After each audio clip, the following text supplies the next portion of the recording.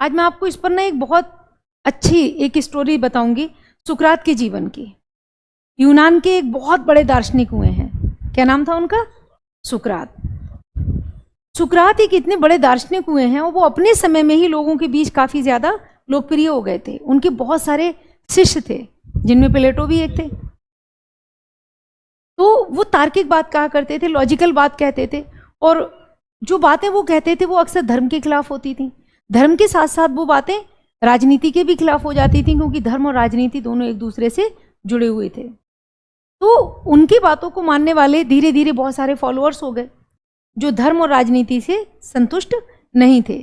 तो बहुत सारे मुद्दे थे, और उनका जो दर्शन है अगर आप पढ़ेंगे तो आपको वाकई आज भी बहुत सारे मुद्दों पर सोचना पड़ता है कि सुकरात ने उस समय भी जो कहा है वो बहुत ज़्यादा सही था। तो एक बार सुकरात अपने सारे शिष्यों के साथ में बैठे हुए थे। अचानक वहां पर एक ज्योतिषी आया, और उस ज्योतिषी ने दावा किया कि मैं आपका चेहरा देखकर आपका भविष्य बता सकता हूं और आपके विषय में सारी चीजें बता सकता हूं कि आप किस तरीके के व्यक्ति हैं, आपकी पर्सनैलिटी क्या है। तो शिष्य देखने लगे, और वो ज्योतिषी किसी दूसरे देश से आया था, वो जानता नहीं था सुकरात को। कई बार लोग नाम भी सुनते लेकिन देखा नहीं होगा। तो जब शिष्यों ने देखा तो सुकरात को लगा कि हाँ, जिज्ञासा इनके अंदर आ रही है। तो सुकरात ने कहा कि ठीक है भाई, तुम एक काम करो, मेरे ही बारे में बताना शुरू करो, मेरे बारे में बताओ। तो ज्योतिषी ने कहा आपके बारे में बताएं। तो कहा मेरे बारे में बताओ। सुकरात आप देखिए, देखने में ना लगभग बदसूरत ही थे, कोई सुंदर व्यक्ति नहीं थे।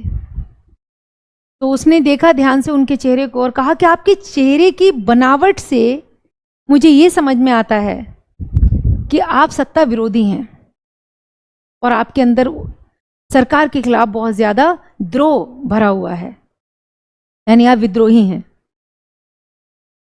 तो जैसे ये बात शिष्यों ने सुनी तो उनकी भिरकुटी तनना शुरू हो गई। तो सुकरात ने कहा और? तो ज्योतिषी ने कहा कि आपकी आंखों के बीच के भाग में जो सिकुड़ने हैं इतनी यहां सारी, उनको देखकर मैं ये कह सकता हूं कि आप एक बहुत ही क्रोधी व्यक्ति हैं, गुस्सैल हैं। तो सुकरात ने कुछ नहीं कहा, ठीक है। लेकिन जो सुकरात के शिष्य बैठे थे उनको बहुत गुस्सा आया, और उन्होंने ज्योतिषी से कहा भाग जाओ यहां से, तुम्हें कोई जरूरत नहीं है बात करने की, क्योंकि तुम जो बोल रहे हो तुम्हें मालूम भी नहीं तुम किसके बारे में क्या बोल रहे हो। तो सुकरात ने उनको रोका, कहा नहीं, शांत बैठिए, और उससे कहा कि आप अपना काम पूरा कीजिए। दो बातें उसने बता दी। तीसरी बात में उसने कहा कि आपका सिर जो है वो बहुत बेडौल है, चपटा है। तो जिस तरीके का सिर और मस्तिष्क आपका दिखाई दे रहा है उसके हिसाब से आप एक बहुत ही लालची ज्योतिषी हैं। लालची ज्योतिषी यानी ऐसी भविष्यवाणियां करना चाहते हैं जो आपका अपना स्वार्थ है, लालच उसमें छुपा होता है। अब शिष्य और ज्यादा उग्र होने लगे, लेकिन सुकरात बार बार उनको बिठा दें। सुकरात ने कहा और बताओ। तो उसने कहा कि मैंने आपकी जो ठुड्डी है, इसको चिन्ह, इसको ध्यान से देखा है, और मैं इसके आधार पर यह कह सकता हूं कि आप बेहद सनकी व्यक्ति हैं। और तब तक सुकरात के सारे शिष्य इतने गुस्से में आ चुके थे कि वो उसको पीट दें, लेकिन सुकरात ने उनको कुछ नहीं कहने दिया, ना ये बताने दिया कि वो कौन है। और वो गए, और जो भी उनके पास उस समय हो सकता था वो इनाम लेकर आओ। कहा भाई तुमने मेरे बारे में जो बताया एक एक बात सही है, और वो उनको पैसे वैसे देके विदा कर दिया। अब सारे शिष्य बड़ी है आश्चर्य से सुकरात को देख रहे थे, और उन्होंने कहा कि आपने ऐसा क्यों किया, आप ऐसे नहीं हैं। तो सुकरात ने कहा मैं ऐसा ही हूं। उसने मेरे बाहरी चेहरे को देखकर, मेरे बाहरी रूप को देखकर जितनी भी चीजें बताई हैं वो सब सही हैं, लेकिन एक जगह चूक हो गई, वो मेरे अंतर मन को नहीं पढ़ पाया, और वो मेरे विवेक को नहीं देख पाया, मेरी बुद्धि को नहीं देख पाया।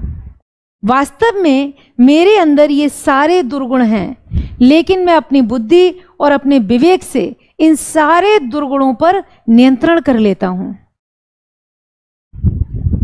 और इस वजह से मैं आप लोगों को बहुत ही संतुलित व्यक्ति दिखाई देता हूं, लेकिन वास्तव में मेरे अंदर ये सारी कमियां मौजूद हैं। बस उसने सब कुछ ठीक बताया, एक ही पॉइंट वो वहां पर चूक गया कि वो मेरे विवेक को नहीं देख पाया और मेरी बुद्धि को नहीं देख पाया।